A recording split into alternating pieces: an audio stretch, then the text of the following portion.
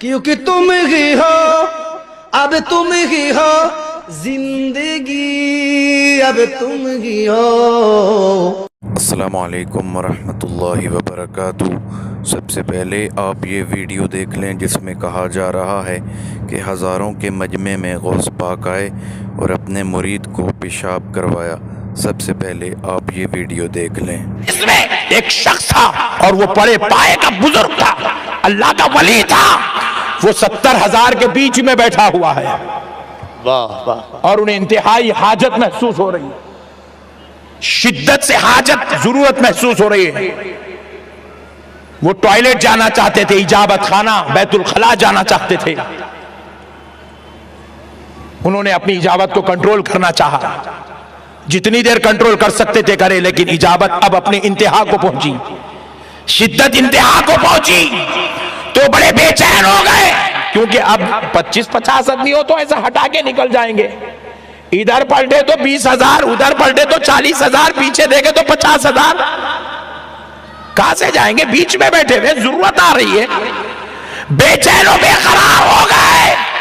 اسی بے قراری کے عالم میں غوث پاک سرکار کی طرف متوجہ ہوتے ہیں، سرکار اب میں کیا کروں؟ دوران بیان غوث پاک سے عرض کرتے ہیں اب میں کیا کروں؟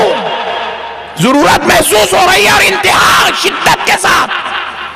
غوث پاک سرکار حالانکہ انہوں نے آواز نہیں دی، بس خالی اندر آپ کی طبیعت میں محسوس ہوتا ہے غوث پاک کیا کروں؟ غوث پاک سرکار ایسے بازو سے اپنا رومال اٹھاتے ہیں اور ان کی طرف پھینک دیتے ہیں، جیسے ہی پھینکے وہ رومال اڑتا ہوا ان کے اوپر جا کر گرتا ہے، اس بزرگ پر جن کو حاجت محسوس ہو رہی ہے۔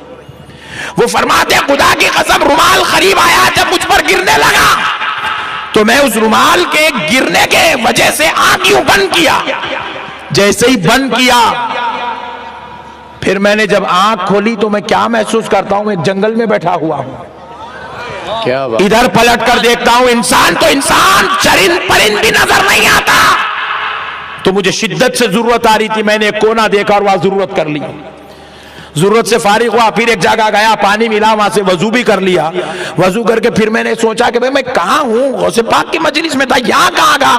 ابھی خیال کر ہی رہا ہوں، چہرے پہ سے رومال ہٹایا تو پھر غوث پاک کی مجلس میں بیٹھا ہوا۔ پیر گلا پھاڑ سرکار کی زبانی تو آپ نے یہ ویڈیو دیکھی ہے، اب بابا جانی الیاس قادری کے بیٹے کی زبانی یہ کہانی سن لیں۔ شریف میں اپنے مدرسے میں بیان فرما رہے تھے، شورا کا اجتماع میں ابو المعالی محمد بن احمد نام کا ایک بغدادی تاجر بھی شامل تھا۔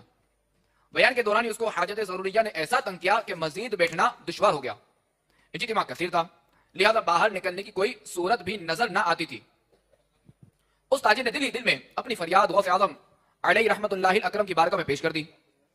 اس نے سر کی آنکھوں سے دیکھا کہ حضور غوث پاک رحمت اللہ تعالی علیہ نیچے اترا ہے پہلی سیڑھی پر، تو پہلی سیڑھی پر ایک سر آدمی کے سر کتنا ظاہر ہوا، پھر اور نیچے اترے تو کندھے اور سینہ ظاہر ہوا۔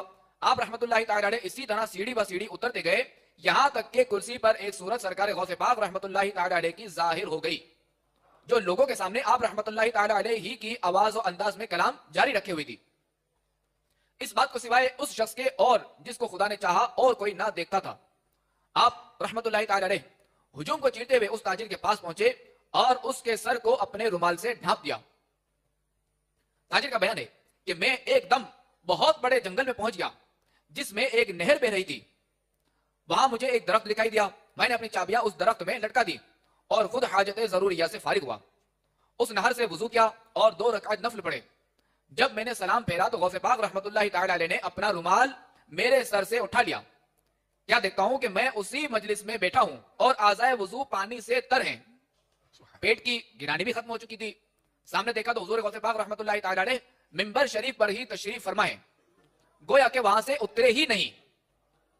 میں چپ رہا اور کسی سے اس بات کا ذکر نہ کیا، مگر مجھے میری چابیاں نہیں مل رہی تھی۔ پھر ایک مدت بعد مجھے سفر درپیش ہوا، بغداد سے 14 دن تک چلنے کے بعد ہمارا قافلہ ایک جنگل میں اترا، وہاں قریب ہی ایک نہر تھی، میں لوگوں کی نگاہوں سے دور جنگل میں قضائے حاجت کے لیے گیا تو یہ جنگل مجھے اسی جنگل سے اور نہر اسی نہر سے مشابہ محسوس ہوئی۔ جب میں نے آس پاس دیکھا تو قریب ہی ایک درخت پر میری گمشدہ چابیاں لٹکی ہوئی مل گئی۔ پھر جب میں بغداد لوٹا تو غوث پاک رحمت اللہ تعالی علیہ کی بارگاہ میں حاضر ہوا، ताकि सारा माजरा अर्ज कर सकूं, मगर आप रहमतुल्लाहि ताला अलैह ने मेरे बोलने से पहले ही कान में फरमाया, ए अबुल माली, मेरी जिंदगी में किसी से ये बात जिक्र ना। दोस्तों, पहले तो ये कहानियाँ बयान करते हैं कि औलियाए किराम कब्रों से बाहर आए और उन्होंने अपने मुरीदों की मदद की, लेकिन अब इन्होंने ऐसी कहानियाँ बयान करनी शुरू कर दी हैं कि अब तो हज़ारों के मजमे में गौस पाक पेशाब करवाने भी आते हैं। कुछ तो लिहाज होना चाहिए, कुछ तो शर्म हया होनी चाहिए। एक ये है कि ये कहानियाँ बयान करते हैं और एक ऐसे उलमाए किराम हैं जिनकी गवाही अल्लाह का कुरान देता है, वो तौहीद बयान करते हैं। चूँकि मैं सफ़र में हूँ, मैं ज़्यादा बात नहीं कर सकता, तो आज की कहानी का जवाब वही अलामा साहब देंगे। हम उनकी ज़ुबानी तौहीद सुनते हैं। इस जहान दे अंदर मैं रब दे इख्तियार च कोई शरीक कोई नहीं। यतनज़्ज़लुल अम्रु बैनहुन्ना, इस कायनात दे अंदर हुकूमत चलावण वाला कौन है? रब्बुका यखलुकु मा यशाउ व यख्तार मा कान लहुमुल खियरा मिन अमरिहिम। जिथे रब दा अमर आ जावे, जिथे रब दा हुक्म आ जावे, उत्थे मा कान लहुमुल खियरा, उत्थे नबियां दा इख्तियार खत्म, उत्थे वलियां दा इख्तियार खत्म, उत्थे सईदां दा इख्तियार खत्म, उत्थे जींदियां ते मोयां दा इख्तियार खत्म। यतनज़्ज़लुल अम्रु, उत्थे हुकूमत ते इख्तियार चलावण वाला कौन? कहीं आके है मैं इतने टाइम तक मैं तुहानू अपने प्यो का कोई कॉल सुनाया है? मैं तुहानू आख्या जो मेरे उस्ताद यूं फरमाया करते थे। मैंने बुजुर्गों से ये सुना है। इतना टाइम मैं तुहानू गल्लां कई दियां सुनाइयां। सारे बोलो जेड़े मुसलमान हो यार, अल्लाह दे कुरान दिया ते ये कुरान मौलवी दे घर कोई नहीं पिया। बोलो ना यार, ये बस सिर्फ कुलखानियत खत्मा वास्ते आया है। ये तो रब ने तेनू शैतान दे मुकाबले च हथियार दिता। जिथे ही शैतान वार करन लगे तेरे हाथ च हथियार होवे तो मैं रब दा कुरान।